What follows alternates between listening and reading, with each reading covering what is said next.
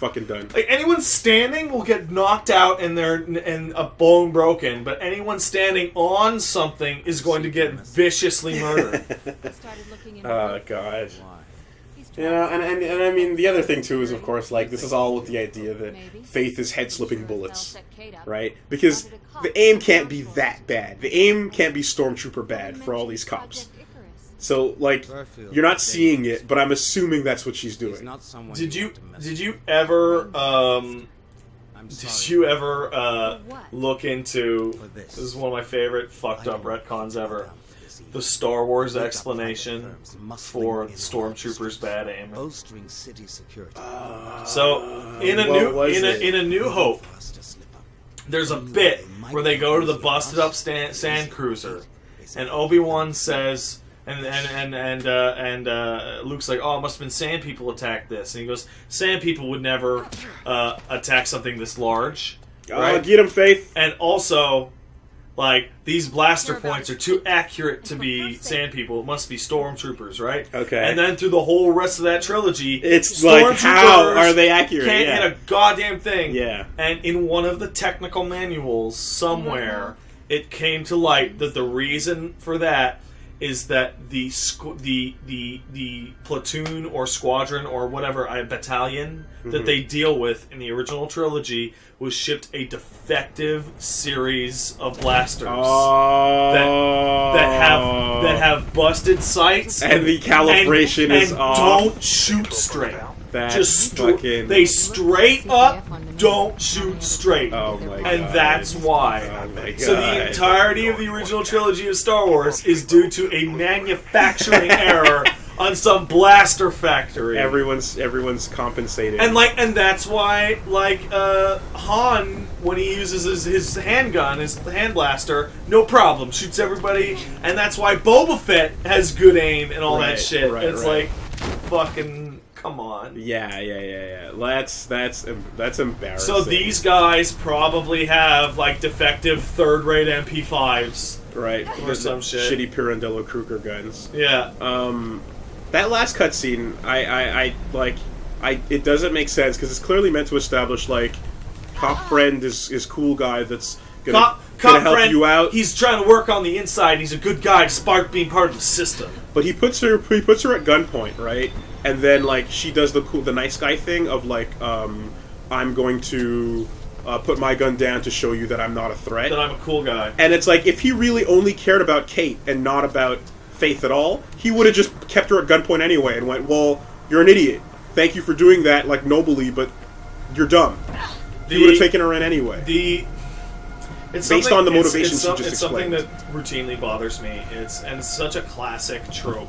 It's like, okay, we're both pointing our guns at each other, and then the hero is gonna put their gun down first in order to, like, show that they're good, and then whoever they're arguing with, bad guy or not, will go, okay, fine, and put their gun down.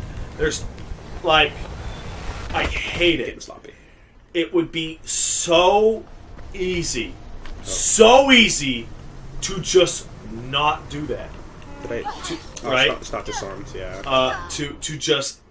For the person to just be like, okay, great, now I have my gun out. Thank you for exactly. It's like, if I'm convicted enough in my, like, motivations, I'm gonna absolutely just keep my gun up. There are two examples I can think of that fly in the face of that, and they're fucking awesome when they do. One is in a Deep Space Nine episode called Profit and Loss, in which a former girlfriend of Quark's holds him at gunpoint because she wants to steal something. Yeah. And he doesn't have a gun, but he does, you're not going to shoot me. Like, I love you, you'll never shoot me, etc. And he walks over and he does the slow hand onto the arm, and the instant he touches her arm, she shoots him. Right? And then they kind of ruin it, because later she's like, it was an accident, I've never used one, the trigger's so light. But my favorite ever is in Serenity, the Firefly movie, when he deals with the Black Space Marshal. What's his name? Early? No, the main character, Nathan Fillion. What's his name? Mal. Mal. He goes to see him at some fucking planet or whatever, and the guy goes, look, man, I just want to talk, I don't want to fight you, look, and he pulls his coat and he says, see, I'm unarmed, and he goes, great, and he shoots him. Yeah. Bam! Yeah.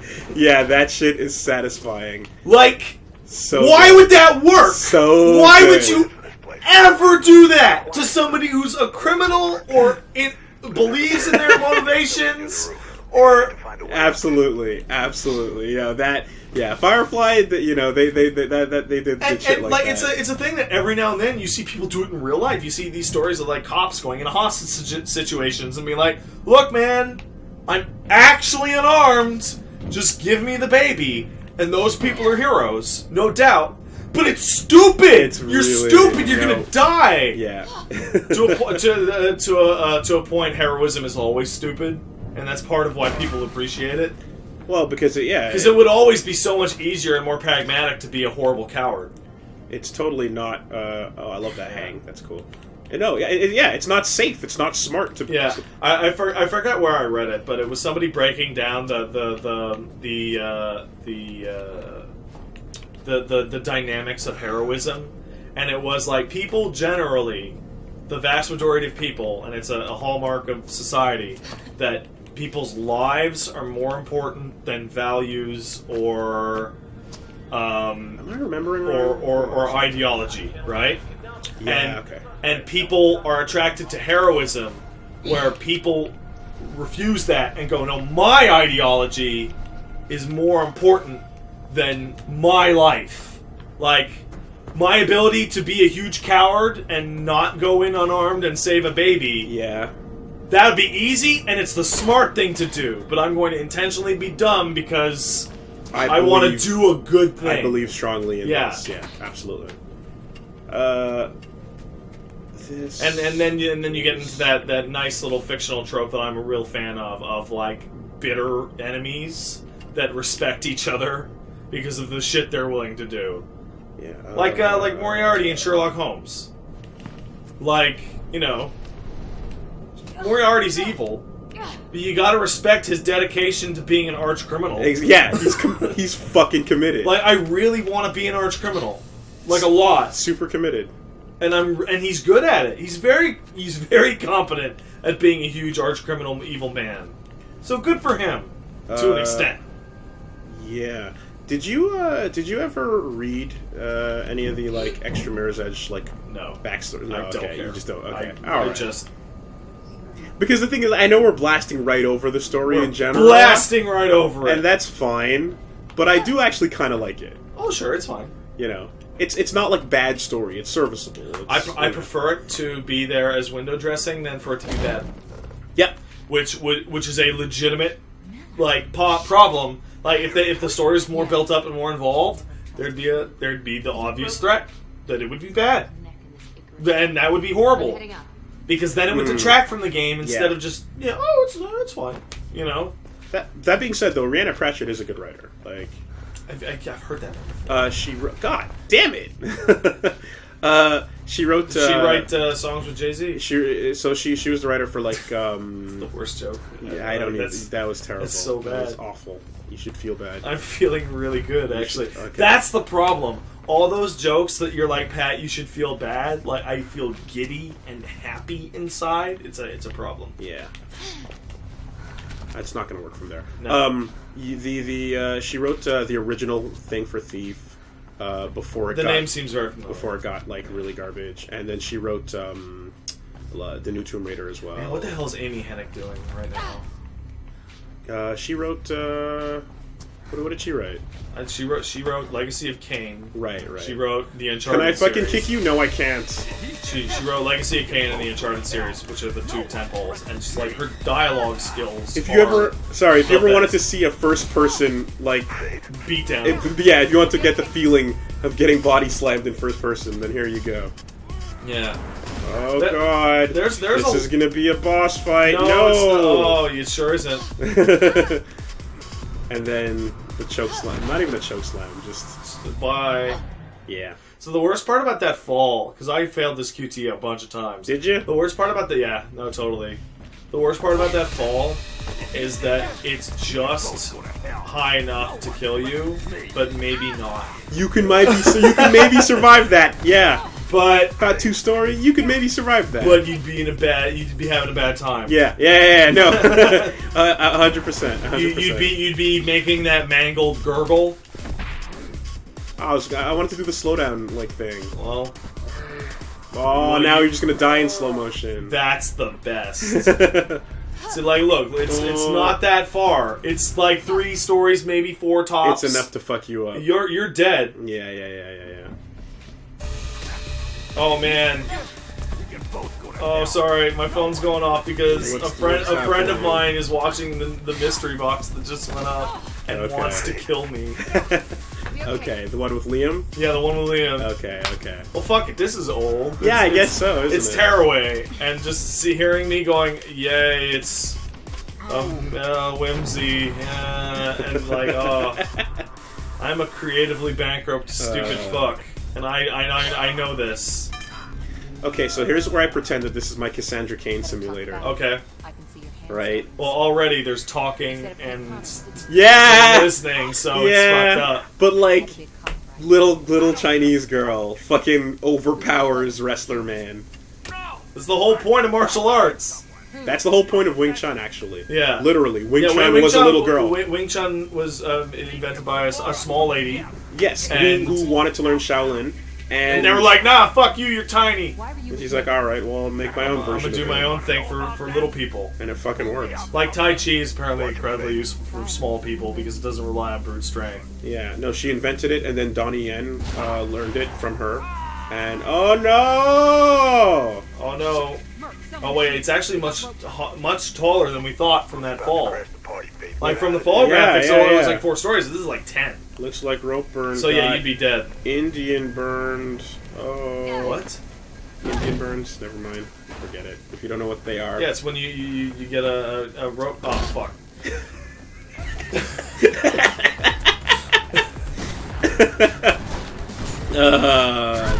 I want to die. I want to die right now. The fact that my ignorance and not getting the joke made it stronger and more powerful for you, Bart, fuck you. It's fine. So that's 1 each for today, for each of us. We did it. Where is it? There it is. You did it. I'm the best man. I did it. Alright. Can I get this? Because I never fucking do. You were just telling me the other day that the best way to not die during an elevator crash is to lie down on the floor. Yeah, good enough though. I didn't get the red prompt that was the red you got super busted up graphic. So here's a couple ways to survive elevators going bad. Lie down on the floor. Don't try and force the door open in between floors. That's one way, yes. No, straight up. I would much rather die from a fall in an elevator than everything that happens to people when they try and go through the door between floors. Yeah, spread your weight out on the ground, and that's your best shot. I remember seeing this diagram that absolutely horrified me next to an elevator. It was on the internet. It was somebody took it. This is a photo in my building, and it's a safety indicator next to the elevator, and it was showing somebody using one of those tall, near shoulder height garbage cans or recycling bins. Okay. Right? And it said, "Do not get into this elevator with this garbage can on the outside next to the door. Instead, put it all the way in, and then you stand by the door." Because it was a service elevator that doesn't have the big closing thing. Right. And it showed a diagram of what would happen if the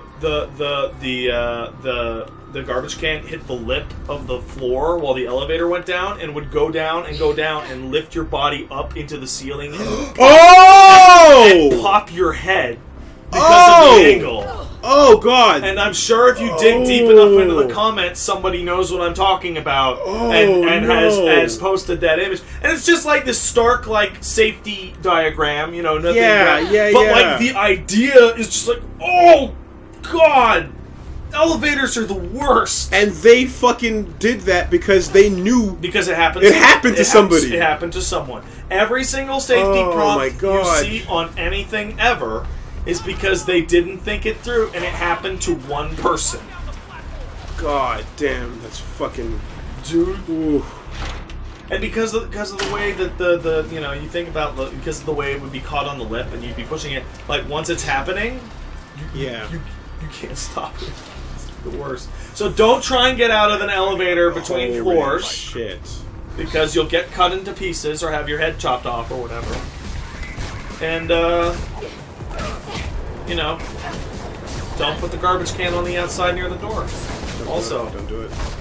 Oh man, you remember that fucking article we both read about that man who got trapped in an elevator for like multiple days? Oh god, yeah. So the deal is, he was he worked in some office building. Because of the specifics of the office building being, I think, fucking built out of an old factory or some shit, he worked on, let's say, the top floor, or top 2-3 floors. Fuck. And say it's 20 floors, and there was a patch of like 5 floors where the elevator didn't get off and it was cement wall. And he got stuck where it was cement wall, where like the floor above him. Wasn't it like 10-15?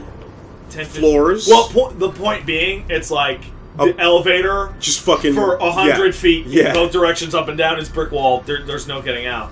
And he got stuck in there for multiple days, and it was like I think a Thursday, and he was going nuts because everyone goes home on the weekend.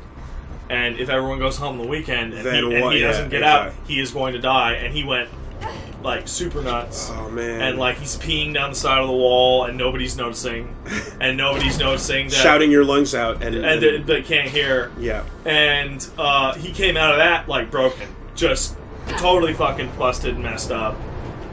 Can never ride an elevator again, and totally sued the company he worked for because they had security people on staff with cameras that as could he rightfully see should into that elevator. And no one even looked over at any point during like a 35-hour time period. You just got hit with a train. Yeah, I did. And saw there's a dude in that elevator. Yeah, absolutely. That is fucking the nightmare of nightmares. No, besides like actually just getting like decapitated by one. Yeah. I hope if I got decapitated, it would be clean.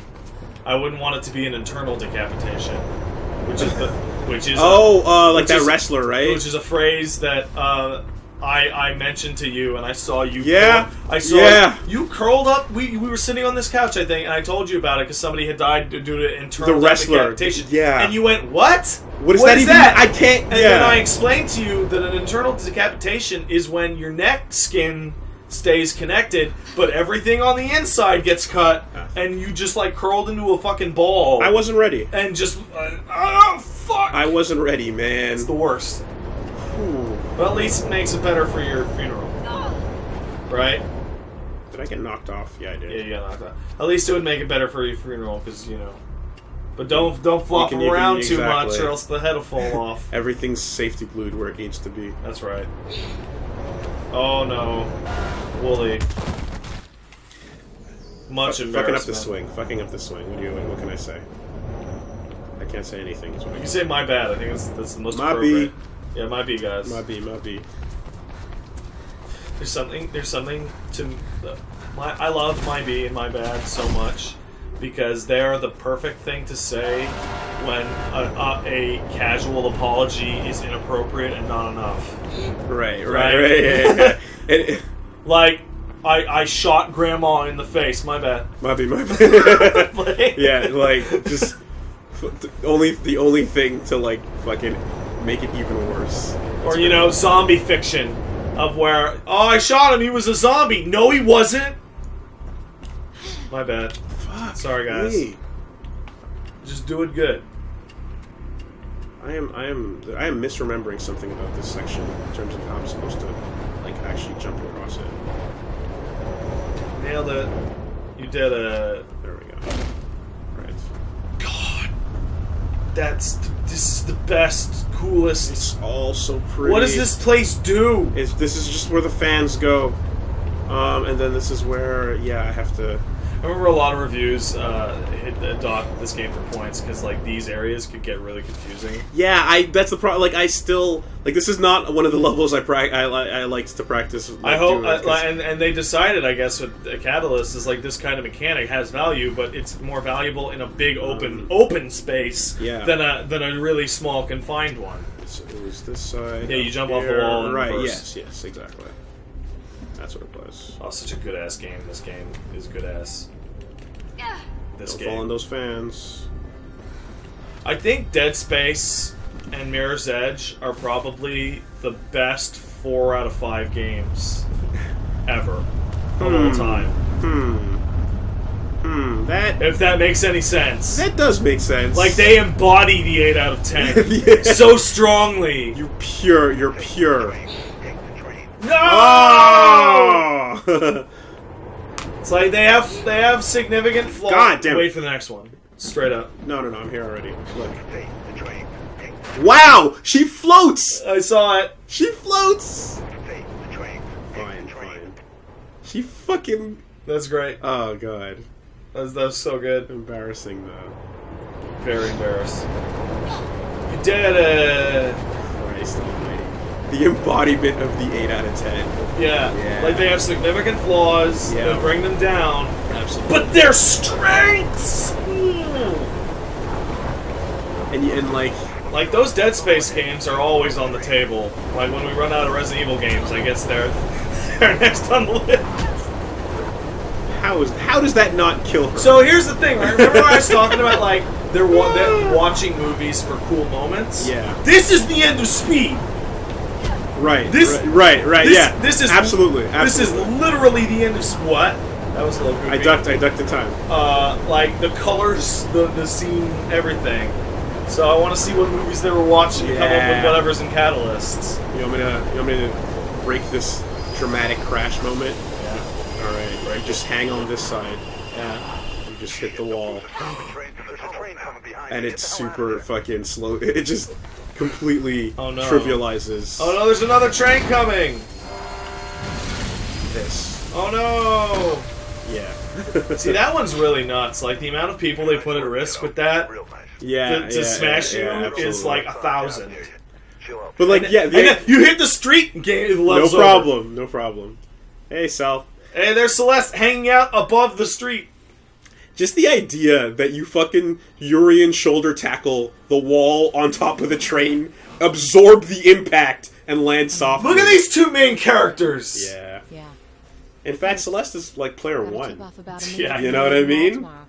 In most stuff, yes, Celeste would be player 1. And Faith would be the friend that turns traitor, looking at her Sasuke design.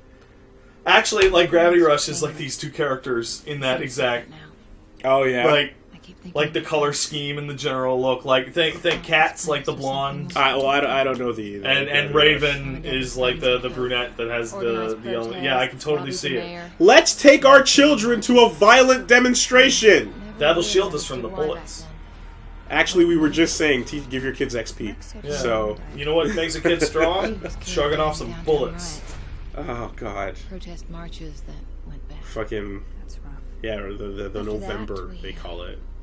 So the tattoo gets... Yeah, that's Raven from Gravity Rush. Oh, yeah, okay, yeah, I can see it. I see it. Like, I feel like Faith is like one bad hair day away from deciding to put in red highlights. Breaking into his place. Like, I like, if you found out in the concepts that, like, originally Celeste was the main character, and Faith was the opposite, and then they just said, hey, fuck it. Let's swap that, yeah. I'd be totally unshocked. I'd be on board. You know what I really like about a lot of these characters? They have 3 primary colors, and they're red, black, and white. That's the color. Those are good, like... That's the City of Glass, man. Mix them around in various proportions, and you get your cast. Throw in blue for the world. Yeah, and Jackknife being a kind of pseudo-villain gets blue. But then again, you like Krieg is orange. Like, everyone has their specific thing. Oh, I love it. I love it. And then when Krieg shows up, he's in an orange area as well. It's so good. This reminds me of like the Street Fighter 2 mentality of designing characters, where you can bust a Street Fighter 2 character down to 4 pixels, and you can still tell what character that is due to their color scheme, because they have 2 colors each, and they are bright primary colors that interact, that either clash or complement, and you just know that in general is just solid character design theory. Yeah, you know, that's just the way. If you see your character from 400 feet away, can you tell who they are? If the answer is yes, you did a good job.